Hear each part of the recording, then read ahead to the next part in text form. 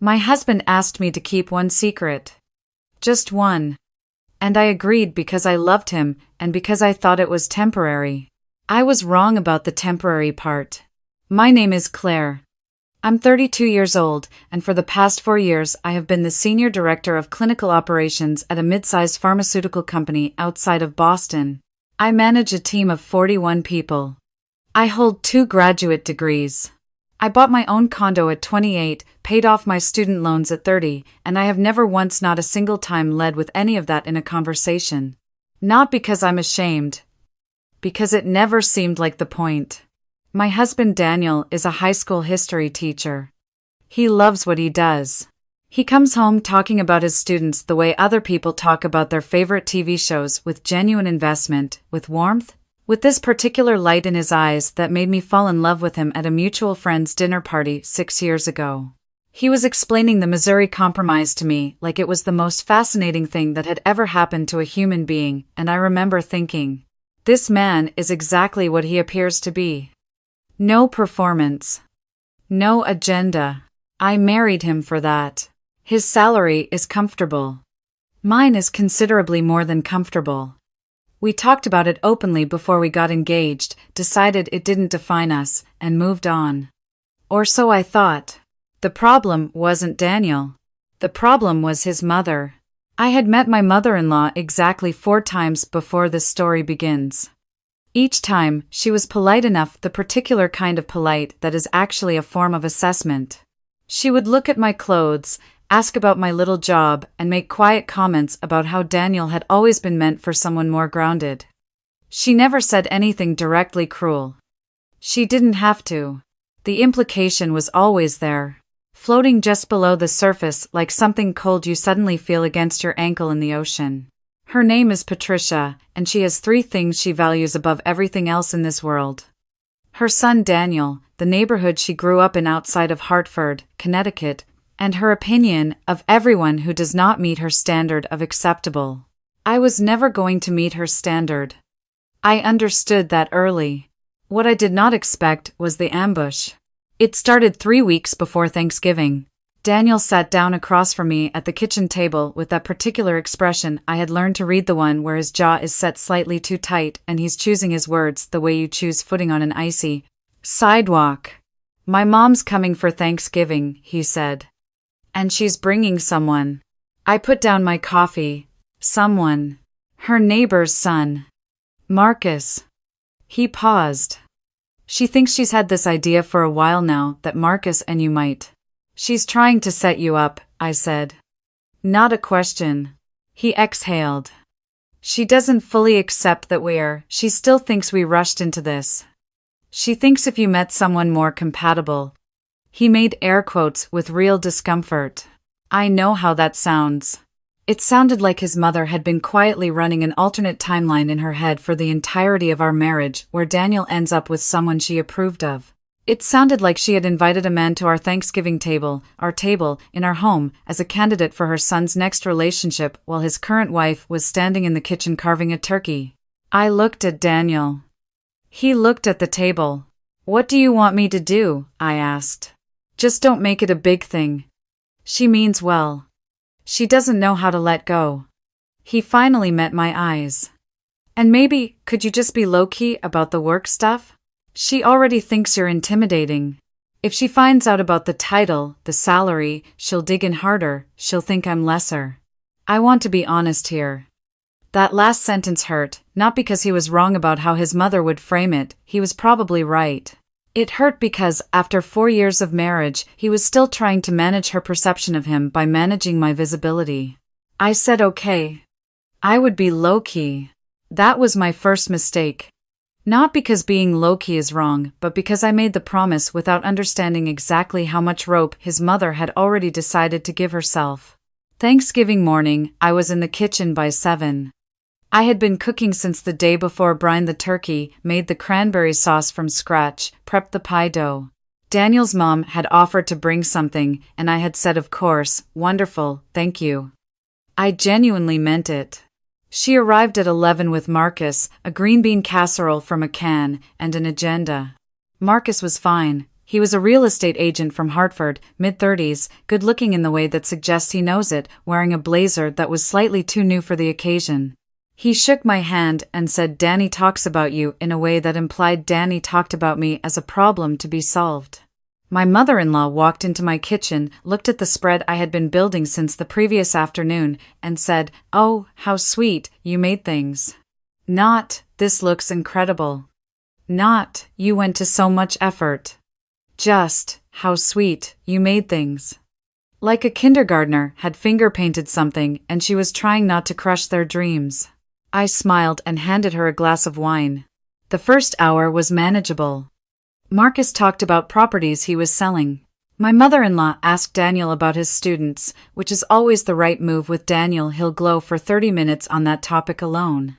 I refilled glasses and brought out the appetizers and generally acted as the invisible infrastructure of the afternoon. Then my mother-in-law sat down next to me on the couch while Daniel and Marcus were talking across the room, and she said, with that same pleasant smile that never reached her eyes, "Claire, Marcus just listed a property in West Hartford. Very prestigious area. His commission this year is just remarkable. Isn't it wonderful when someone really applies themselves?" I looked at her. "It is," I said. "Applying yourself is important. He graduated from UConn. Business degree." She sipped her wine. "Very practical. Some people, you know, they go into these fields that are very complicated, very stressful. They lose sight of what matters." She glanced toward Daniel. "Balance. Family.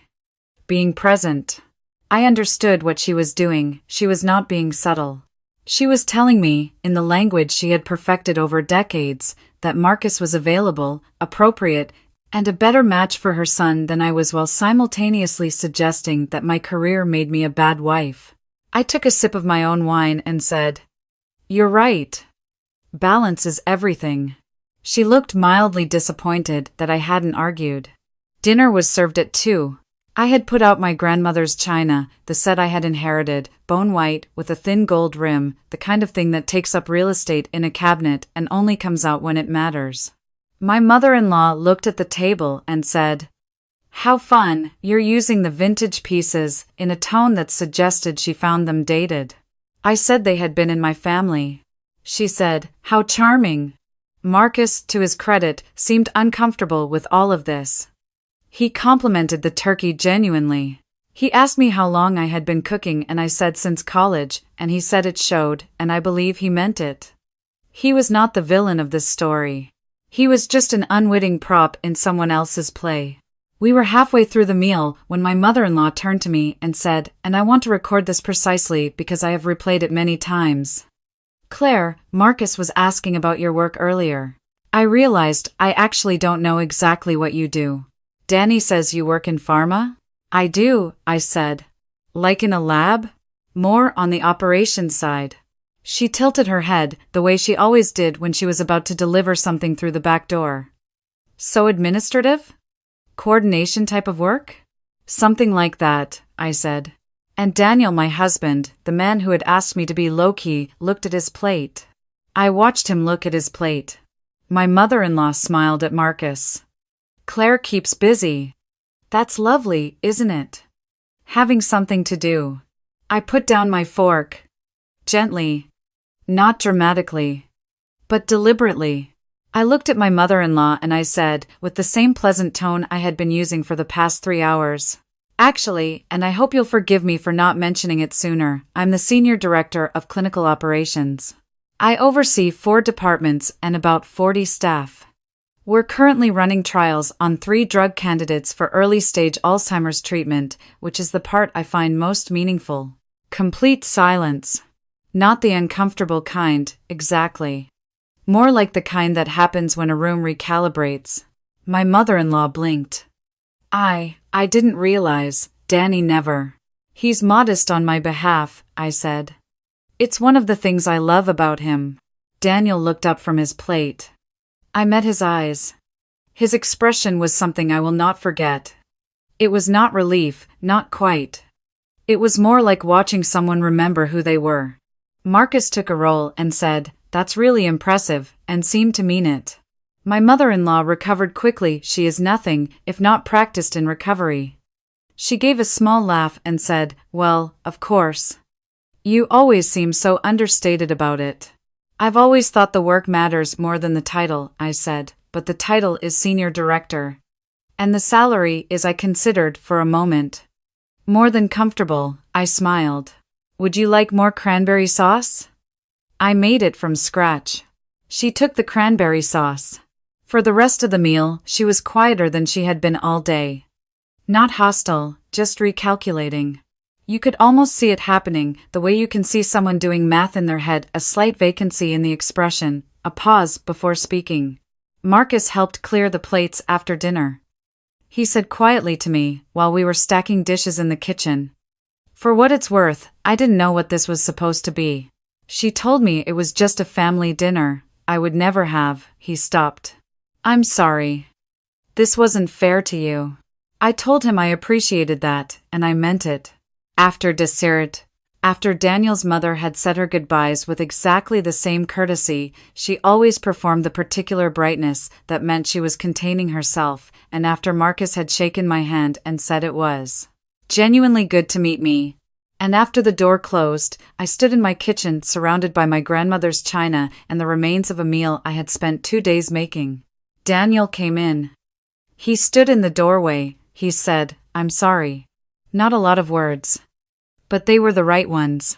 I turned to face him, and I said, "I need you to understand something. I will not hide myself to manage your mother's comfort, not again. Not for any reason." He nodded.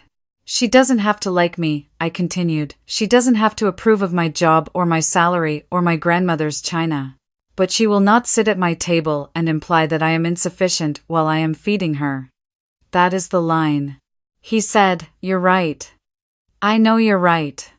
I've been trying to keep the peace in a way that wasn't fair to you, and I'm sorry." We stood there for a moment in the kitchen that smelled like turkey and rosemary and something warm and good. "The food was incredible," he said. "I know," I said. He laughed, that real laugh, the one that was one of the first things I loved about him. And then he came over and helped me with the dishes, and we talked about something else entirely, and that was its own kind of resolution. Here's what I want to say about my mother-in-law, because I think she deserves more than a flat portrayal of a villain. She loves her son.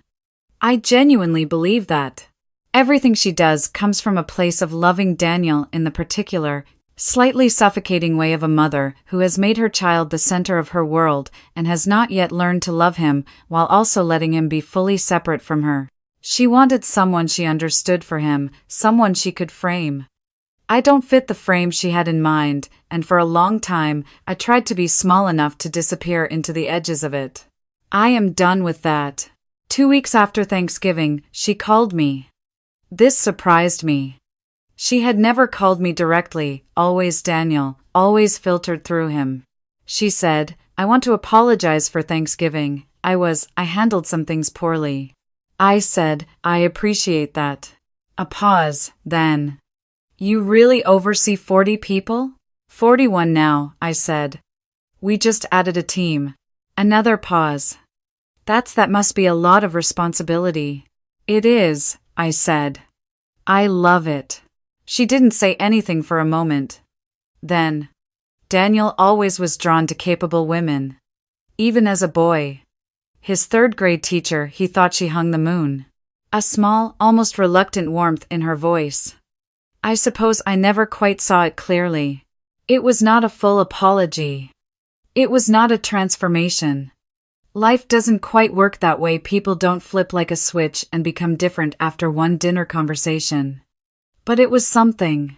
A crack in the wall she had been building for 4 years. I told her I hoped she would come back for Christmas. She said she would think about it. She came. And that time, I let her help with the cranberry sauce. She didn't make it as well as I do, but I didn't say so. I just stood next to her in my kitchen, in my home, as myself completely, unapologetically, and without hiding a single thing, and I let her find her own way to the table. That, I have decided, is enough. Not perfect. Not a fairy tale ending where everyone loves each other and the mother-in-law cries happy tears and blesses the marriage. Just real. Two people in a kitchen, figuring out how to be in the same room with honesty between them instead of pretense. I don't need her approval to know who I am. I never did. I just needed to remember that being quiet about my accomplishments was a choice, a generous one, I had made freely, and not an obligation I owed to anyone. There is a difference between humility and erasure. I had been performing one while tolerating the other, and I had done it under the name of keeping the peace. The peace that needed keeping was inside my own marriage. And that turned out to be much more worth fighting for. So if you're reading this and you have someone in your life who looks at your table, the one you set and prepared and carried, and says how sweet you made things, I hope you say what I eventually said. Not with anger. Not with a speech. Just with the quiet, level truth. Yes. I made this. And it's good.